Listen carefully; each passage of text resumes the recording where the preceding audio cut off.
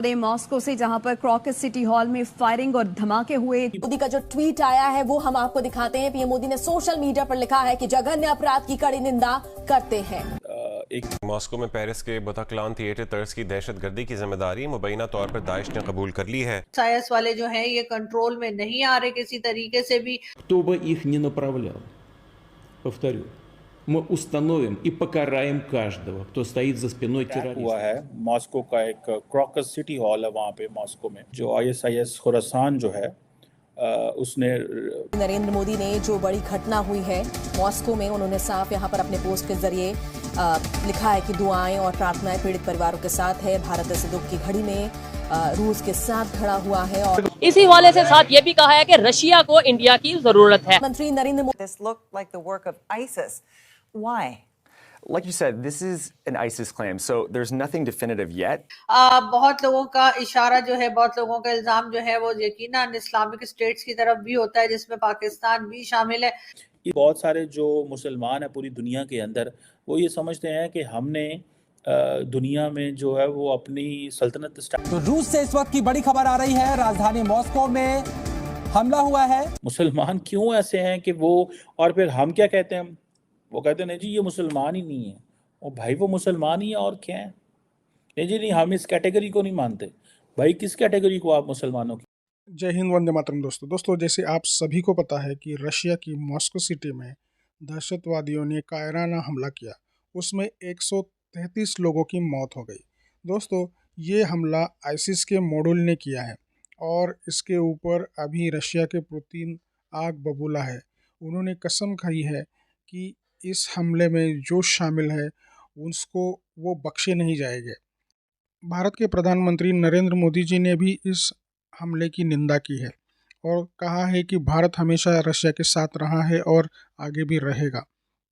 दोस्तों ये जो आईसिस मॉड्यूल है ये बहुत सारा सपोर्ट जो इस्लामिक कंट्रीज़ है उसको फंडिंग की तरफ से मिलता है और ये जो पाकिस्तान जैसी कंट्रीज़ है उसमें उसका स्लीपर सेल एक्टिवेटेड है, तो उसके वजह से ये इन लोगों को पावर मिलती है और ये ऐसे कायराना हमले करते रहते हैं और धर्म के नाम पे मासूमों की जान लेना इनका पसंदीदा खेल है। तो दोस्तों इस जो मॉड्यूल है आईसिस का, इसको पुतिन की नज़र अभी पड़ गई है और पुतिन ऐसा कुछ करेंगे, ऐसी अपेक्षा है कि वो 7 पुश्तों तक याद रखेंगे। तो दोस्तों आईसिस के ऊपर पुतिन क्या एक्शन लेंगे, क्या लगता है आपको, ये कमेंट में ज़रूर बता देना। और अगर आप मेरे चैनल पर नए हो तो प्लीज़ सब्सक्राइब करके बेल आइकॉन दबा देना और दोस्तों वीडियो अंत तक देखना।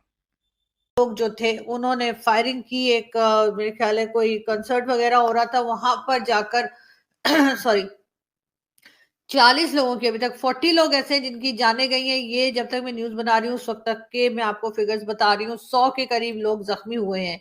ISIS ने इस हमले की या इस अटैक की जिम्मेदारी कबूल कर ली है। अब क्या कहा जा सकता है, बहुत अफसोस की बात है। और ये ISIS वाले जो हैं ये कंट्रोल में नहीं आ रहे किसी तरीके से भी। बहुत लोगों का इशारा जो है, बहुत लोगों का इल्जाम जो है वो यकीनन इस्लामिक स्टेट्स की तरफ भी होता है, जिसमें पाकिस्तान भी शामिल है। लेकिन बहरहाल मॉस्को में इस किस्म का अटैक किया गया है और ISIS की तरफ से स्टेटमेंट भी आ गया है जिसमें उन्होंने इस अटैक की जिम्मेदारी या रिस्पॉन्सिबिलिटी जो है वो मान ली है।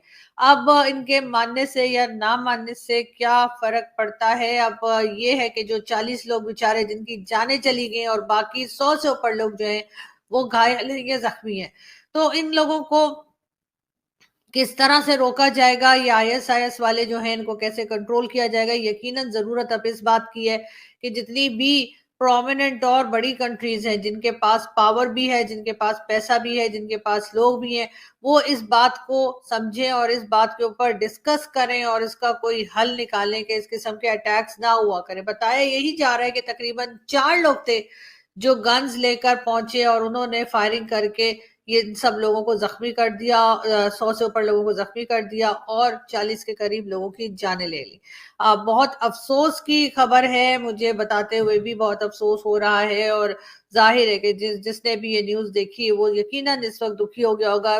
वैसे तो रमजान का महीना चल रहा है, लोग कहते हैं कि जी बड़ा बरकत वाला महीना है, लोग इसमें रोजे रख रहे होते हैं, इबादत कर रहे होते हैं, लेकिन ये रिलीजन के नाम पर जिस तरह से मारा जा रहा है और जिस तरह से रिलीजन के नाम पे लोगों को कत्ल किया जा रहा है, वो यकीनन बहुत अफसोसनाक है। उससे पहले हमने भारत में जो एक खबर सुनी थी जिसमें किसी आदमी ने 2 बच्चों को मारकर, और कहा जा रहा था कि पता नहीं उनका खून पिया है या क्या किया है, वो इस किस्म की न्यूज भी आ रही थी। और तो आज के लिए इतने दोस्तों, अगर वीडियो पसंद आई तो लाइक और सब्सक्राइब करना ना भूलें। तो मिलते हैं अगली वीडियो में। जय हिंद, जय भारत। रशिया के अंदर मॉस्को, वहाँ पे एक अटैक हुआ है। मॉस्को का एक क्रॉकस सिटी हॉल है वहाँ पे मॉस्को में, जिसको ISK जो ISIS खुरासान जो है उसने उसकी रिस्पॉन्सिबिलिटी ली है।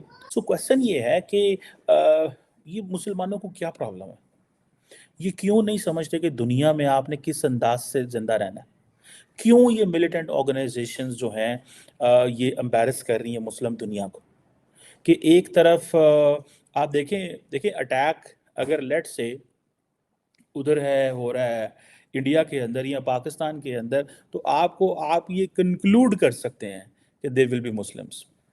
सो ये सारी की सारी ये जो जंग है, ये जो मुसलमानों ने शुरू की हुई है with in the Muslim world and with the rest of the world, इस जंग का कोई कंक्लूजन है?